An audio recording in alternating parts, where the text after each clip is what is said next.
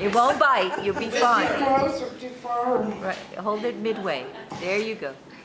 All this stuff I've done on the stage, I always am so loud I never have to use a microphone, but here I'm supposed to.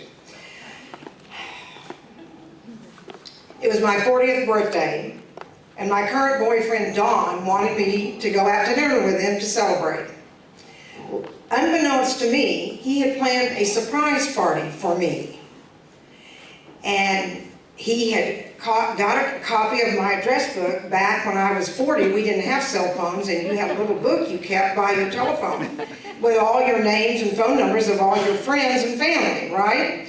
So he copied that one day when I didn't know about it and put the book back. He called everyone in that book and invited them to my surprise party for my 40th birthday and told them that they were to come dressed as their suppressed sexual desire. Now, of course, he called the head of the symphony because I was a volunteer there. I was chair of the Austin Commission on the Status of Women, and he called all of them and asked them to come dressed as their suppressed sexual desire. So unbeknownst to me, I opened the door to my house, and I am confronted with 60 people in these god-awful sexual get-ups going, surprise, surprise! It was a surprise, all right.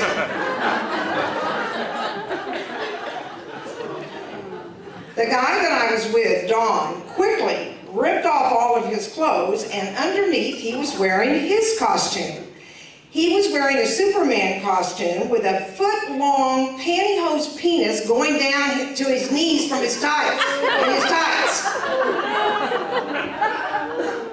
And I looked to the back of the room, and there was the other guy that I was also dating, and kid you not, he was dressed in a Superman costume, and he had a foot-long pantyhose penis running down the side of his tights. Now, I was a giveaway at this point, right? I was like a deer in the headlights. It seemed like to me, in all of that array of people, that there were two spotlights on these two Superman guys. I had no idea what to do. The second guy, the other guy, kind of knew something was going on because when he arrived, he said, you know, how's Aralyn getting back to the surprise party? And they said, well, she's gone to dinner with her boyfriend. And of course, he was thinking, I thought I was the boyfriend. So he graciously said that he was going to bow out early and that he would like to talk to me tomorrow and get a little clarity on what was going on. So that was nice. The party went on. It was a great party. And after everyone left, Don and I kind of, you know, cleaned up the kitchen and picked up the drinks and napkins on the floor and all that kind of stuff. We went into my bedroom, we brushed our teeth, we were all set to go to bed. We went to the bed, we pulled back the bedspread, and between the pillowcases was the foot-long penis of the other guy.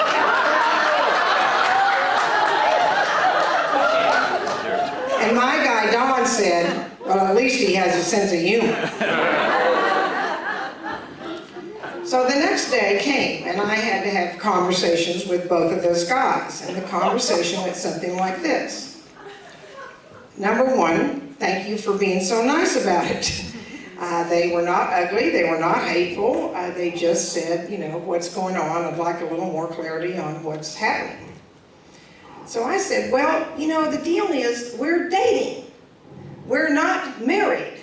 I haven't made any commitment to you in terms of what I'm to do or going to do or anything like that. And I have been married and I made that commitment.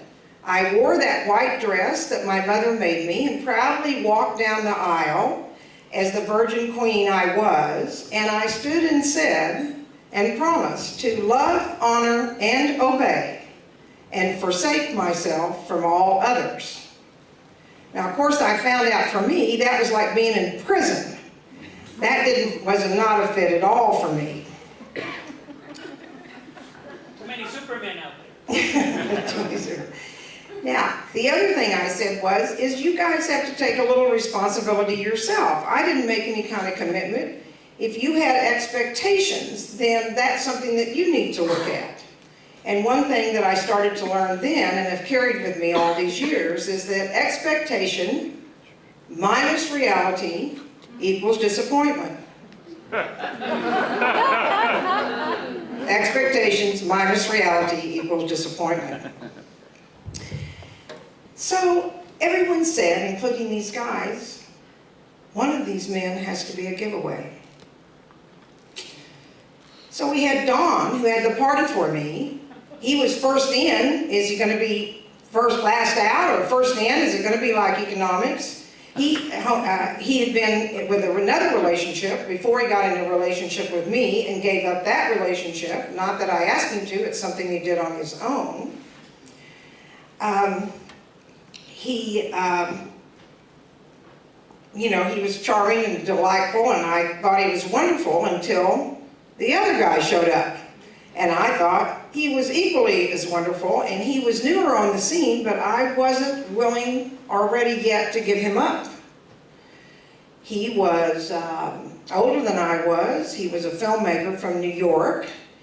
He was reckless and full of surprises and creative and fun, and he was mannerly, and he treated me like a queen, and I was totally happy with all that. So what was I going to do? I mean, it's like, why did I have to make a decision?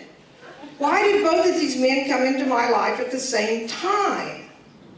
It just didn't seem fair. The other guy didn't seem like a permanent long-term relationship. Now, I had said I was not ever going to get married again, but, I also know things change.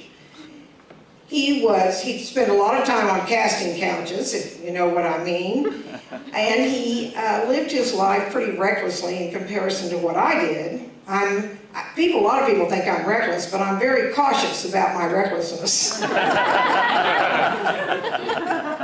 He would have big films and things going on, and he would have lots of money. And we'd ride around in limousines, and we'd go to Michelin restaurants, and I'd get presents from Tiffany's in New York, that god-awful jewelry that's not like me at all, but I got it anyway. But then there would be the down times. And he'd have to move out of where he was. He would either not have a car, he'd have a car with dents and the doors barely open, and we always eat at home, like have hamburgers.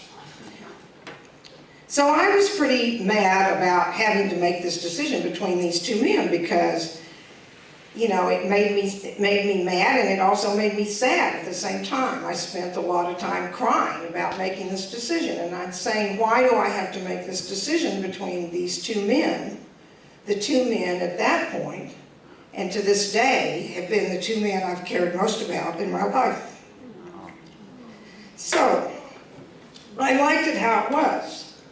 I liked that I could have a, quickie lunch, a date with one, and I could meet the other one for happy hour, and I could have one night and the other another night. I could have romps on the weekends for 3 days with one and then with the other.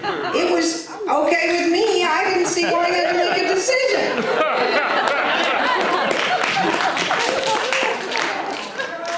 But I was told that the right thing to do was to give one of them away. What happened was, Don, the first guy, he said, I feel like if you can't make a decision that includes me in a pretty timely manner, that I don't want to be in a threesome, and I don't want to be in that position, and so I became the giveaway. The other guy stayed the course, and every time we went to dinner, no kidding, every time, he would say, "Will you marry me?" And every time, I would say, "No. Let's have some more. Is there more wine?" Whatever. I would just put it away. Then there came the night he said, "You are not going to marry me anytime in the future, are you? Ever?" And I said, "No." So after 9 years of no's to his proposals, he chose to give me away. In the years that followed, I had pretty serial type monogamous relationships. I was kind of had a criteria, and that was I didn't date married men. I didn't date men without a job. I didn't date alcoholics, drug addicts, or people who were chain smokers. I didn't date men who had custody of children, because I learned my lesson from the other guy who had the 2 children, and I didn't want to be a mother, and I certainly didn't want to be a stepmom to anyone's kids. And there was also, I had to add to the list, and that was, in addition to kids, was dogs. Because I had this relationship with this guy, and everything was going really great, and we were both really moving along, but I noticed that he would never let me come to his house. I'd say, well, I know, I live I'll be in that area of town, I'll just come to your house. He'd go, oh, no, I'll meet you at the, no. So I confronted him one time, and I said, you've told me that you're not married, but I want the truth. Why can't I ever come to your house? And he said, because I have 2 dogs. They sleep with me every night. They hate women, and they bite. So that was the end of that relationship. My friend said my standards were too picky, and that's why I didn't have more dates. And of course I had to look at that. It didn't seem so picky to me, but then I had to think, and I've thought over the years. I've had difficulty in a lot of relationships because I think because of my dad. He was a person of high integrity and principles, and I thought everybody was going to be like him. All the men in my life would be like him.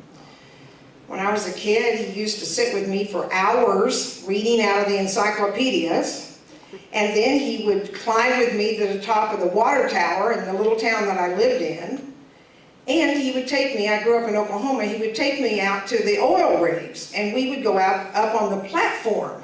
Now that's up there. I'd be 8 years old, and he would take me to the little escalator. And it wasn't like a real escalator, it was just wooden steps tied together with ropes and a rope on either side.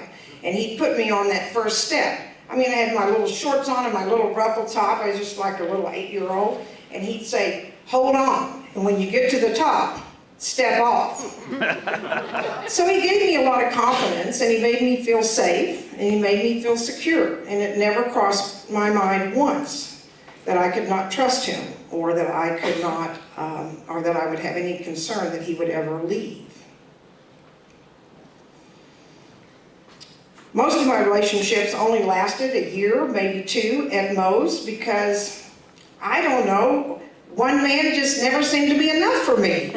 I would get bored, I'd want more action, I'd want to move on, I wanted to have better ways to handle conflict, I wanted to play a bigger game. So that's kind of what happened after the 2 guys. Now looking back, I cannot believe I had that much energy to manage 2 relationships at the same time. And